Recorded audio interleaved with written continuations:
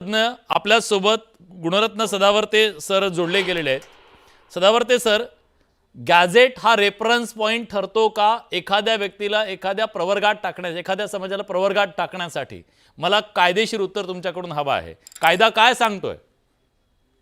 मुळामध्ये सगळ्यात अगोदर तर इंदिरा साहनीच्या जजमेंट नंतर सुप्रीम कोर्टाच्या मागास आयोगाची आपण स्थापना करायला मॅन्डेट झाला हा.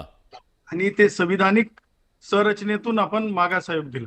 हम्म. आता मुद्दा हाच आहे ना की संदीप शिंदे यांच्या नोंदीच्या आधारे मागास ठरवता येते का? ज्या आधारे GR मध्ये मागास ठरवलं तर नाही.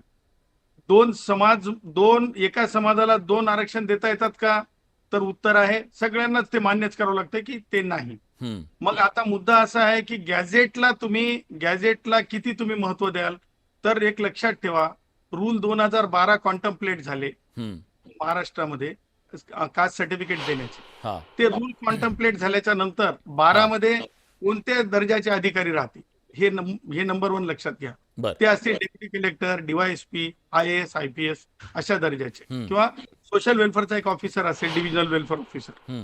आता ह्या शासन निर्णयामध्ये कोण अधिकारी आहेत? तर आपण बघितलं तर ग्राम स्तरावरले तलाठी, ग्रामसेवक सारखे.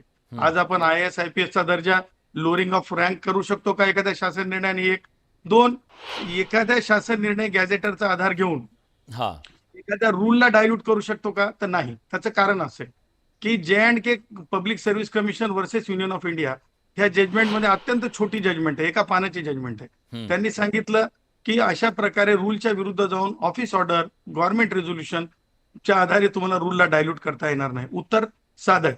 आता मुद्दा असा आहे की गॅझेटरच्या आधारे इतर समुदाय जे म्हणजे मागणी करत आहेत ते जे युक्तिवाद ऐकला, तो युक्तिवाद 2 प्रकारचा आहे. विलास लक्षात घ्या.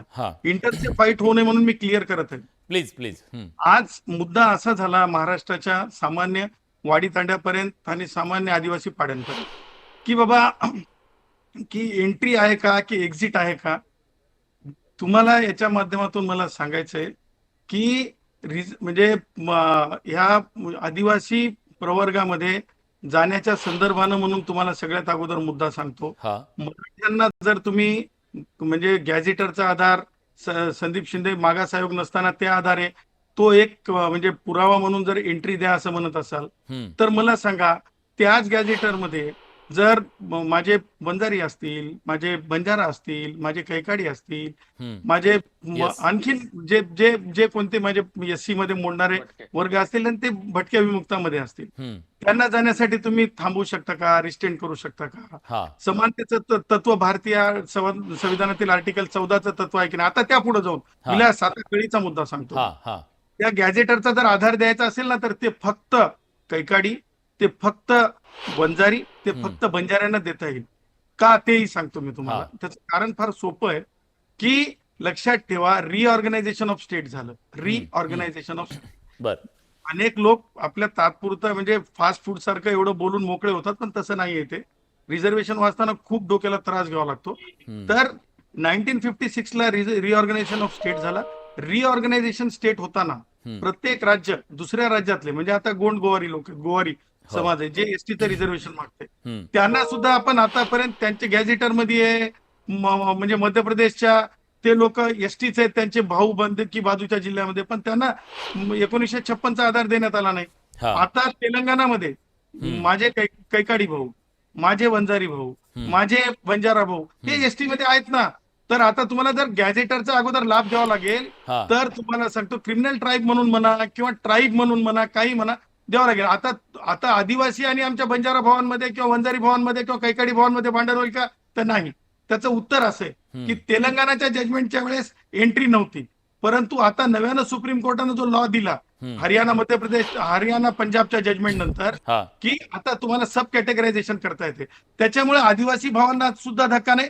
आणि जर तुम्हाला जर न्याय द्यायचा असेल तर माझ्या कैकाडी भावांना, तर माझ्या वंजारी भावांना, तर माझ्या बंजारा भावांना, तर माझ्या म्हणजे जे गोंड गोवारी आहेत, म्हणजे हे शरद पवार असताना लोकांना मरावं लागलं होतं, स्टॅम्पेडमध्ये मरावं लागतं, त्याचबरोबर माझ्या धनगर भावांना. नाही, मग एक्झॅक्टली हाच न्याय मराठा समाजाला का नाही? हो, हाच मग हाच ऐका ना. न्याय मराठा हा समाजाला आता का नाहीये? हा मराठा समाजाला हा नियम याच्यासाठी नाही हा की रिऑर्गनायझेशन ऑफ स्टेटच्या संदर्भानं हा एक मुद्दा झाला, परंतु मराठा समाज हा सोशली हँडिकॅप कुठंच नाही. हा तुम्हाला सांगतो, सामाजिक मागास हे तत्व नाहीये, ऍड्युकेट रिप्रेझेंटेशन हे तत्व आहे. हम्म. आज जर तुम्ही विलास जस्ट तुमच्या मोबाईलमध्ये डायल करा आणि सिनियर पोलीस इन्स्पेक्टर मोजा, executive position of Maratha, forget about आमदार. तुम्हाला सांगतो, तुम्ही हे करा, district health officer in Maharashtra, forget about that. तुम्हाला सांगतो, जेवढे जेवढे एक्झिक्युटिव्ह पोझिशन आहेत त्याच्यातल्या 90% पोझिशन, 85% एक्झिक्युटिव्ह पोझिशन मंत्रालयातल्या सचिव मी तुम्हाला मोजून दाखवू ठीक शकतो. आहे ठीक आहे ठीक तर आहे. तुम्हाला सांगायचं तात्पर्य की हा. जर तुम्ही सोशल हँडिकॅप म्हणजे काय, म्हणजे मानेसाहेब, लक्ष्मण मानेसाहेब अत्यंत सोप्या भाषेत सांगू शकतात की जी अवस्था, जी व्यवस्था, म्हणजे मोळी कापून साप पायाला डसतंय माझ्या याडीला तरी ती मोळी बांधते आणि ती त्या ट्रकमध्ये नेऊन भरते, हे सामाजिक मागासले पण ठीक आहे. आहे, डिस्क्रिमिनेशनच्या बद्दल तुम्ही बोलता, म्हणजे सोशल डिस्क्रिमिनेशन डिस्क्रिमिनेशन, नाही, सोशल हँडिकॅप. Social backwardness. हा backwardness is different, handicap is different. विचारतो. बाळासाहेब सराटे आपल्या सोबत आहेत. बाळासाहेब, यातला मुद्दा असा आहे, आता बघा ही स्पर्धा तर सुरू झालेली आहे की तुमच्यापेक्षा जास्त मागास मी कसा आहे, माझ्यापेक्षा जास्त मागास ते कसे आहेत, मागासाची एक स्पर्धा सुरू झाली महाराष्ट्रामध्ये. पण या सगळ्यामध्ये जर गॅझेट लागू करायचं ठरलं तर ते एका जातीला करता येईल का, की ती सगळ्यांनाच करावं लागेल, आणि असं केलं तर महाराष्ट्रात काय गोंधळ निर्माण होऊ शकतो?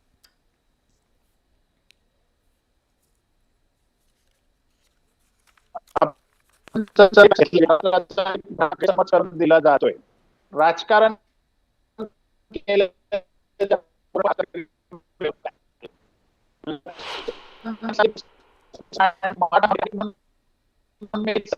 सर सर तुमचा आवाज आमच्यापर्यंत नीट पोहोचत नाहीये. मी मी मी येतो तुमच्याकडे, थोडा टेक्निकल आपण ती दूर करूया अडचण. आपल्याकडे डॉक्टर संजय दाभाडे सर आहेत. दाभाडे सरांकडे मी जातो. दाभाडे सर, आता सगळ्यांना ओपनवाले आहेत त्यांना ओबीसीत यायचंय, ओबीसी वाल्यांना एसटी मध्ये यायचंय.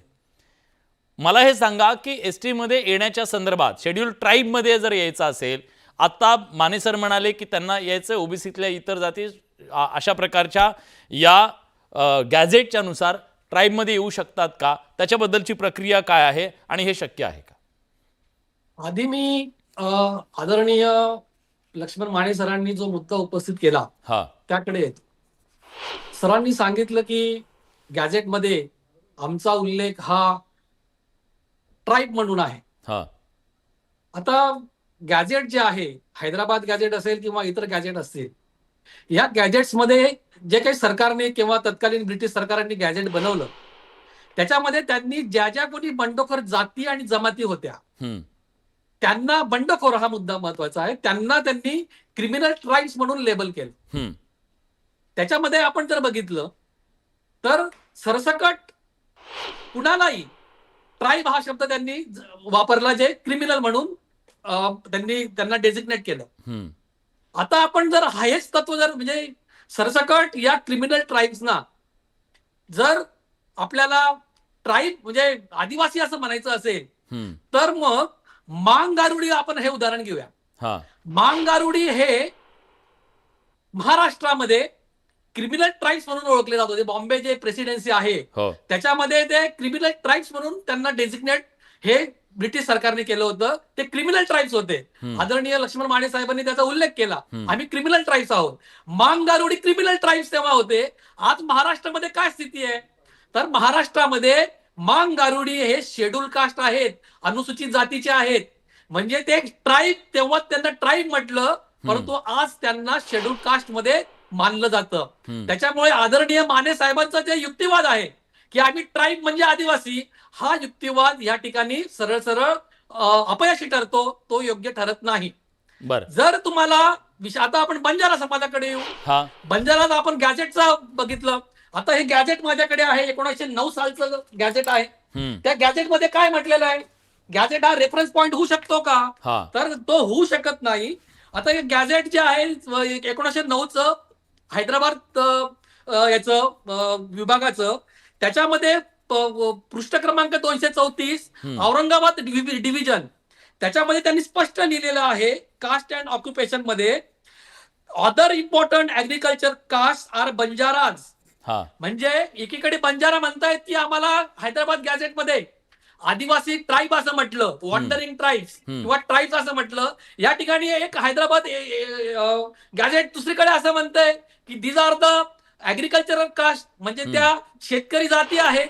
म्हणजे विसंगती दिसते तुम्हाला, गॅझेटमध्ये जरी काही एकाच गॅजेटमध्ये विसंगती दिसते तुम्हाला. गॅझेटमध्ये परस्पर विसंगती आहे, हा. त्याच्यामुळे तो सरळ सरळ रेफरन्स पॉइंट किंवा संदर्भ बिंदू होऊ शकत नाही. मी त्याच्या एक्झॅक्टली आधारावर हाच तुम्हाला मुद्दा विचारणार आहे. तुम्ही आदिवासी आहात हा. असा दावा ठोकता येत नाही. कायदे